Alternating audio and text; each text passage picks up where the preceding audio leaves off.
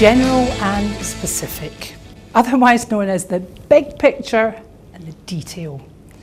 Now, have you ever asked someone about something? Maybe they're running a project and you need an update on that project, and they come to you with saying things like, well, such and such arrived at such and such a time, and blah blah blah blah blah blah blah. They give you so much information, highly detailed, and it just goes on and on and on. You've got to go, stop, because it's just too much.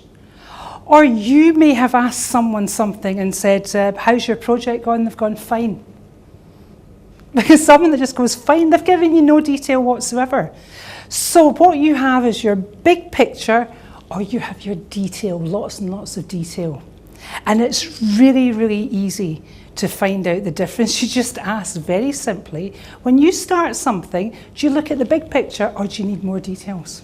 The interesting thing about working with someone who's very big picture against someone who's highly detailed, if you've got two people within a project and one is there and one is there, it's vital that they come to somewhere in the middle. You have to find a way of chunking up the information that the highly detailed person's giving you.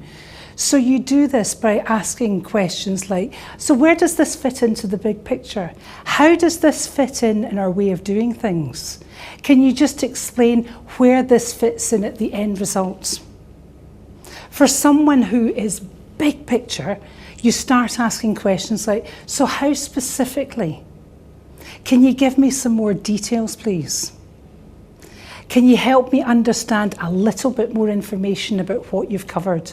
So what you're doing, you're not looking to go from one to the other. You're looking to chunk down from the big picture and chunk up from the detail, so that you meet somewhere in the middle, and that's when people can start to come to an area that they can at least communicate and talk and get things moving.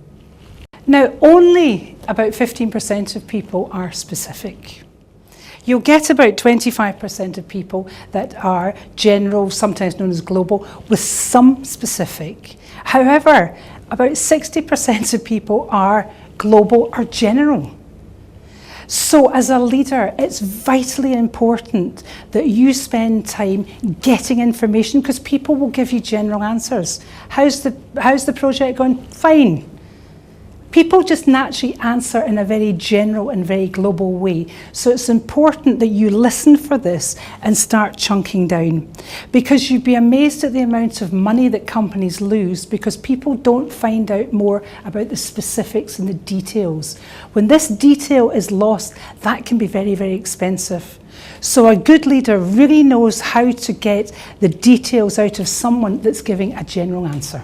Now, in my opinion, I believe this is one of the most fundamental, powerful skills that a leader can have. A leader has to be able to see the big picture. No one can have vision unless they see the big picture. However, if you just see the big picture and you have no concept and no information about the detail, you aren't a true leader. You have to be able to balance both. So whether it's a small team you're running, whether it's a big multinational organisation, you have to be able to be aware of the big picture, but also still understand enough about the details to make sure that everything comes into the centre.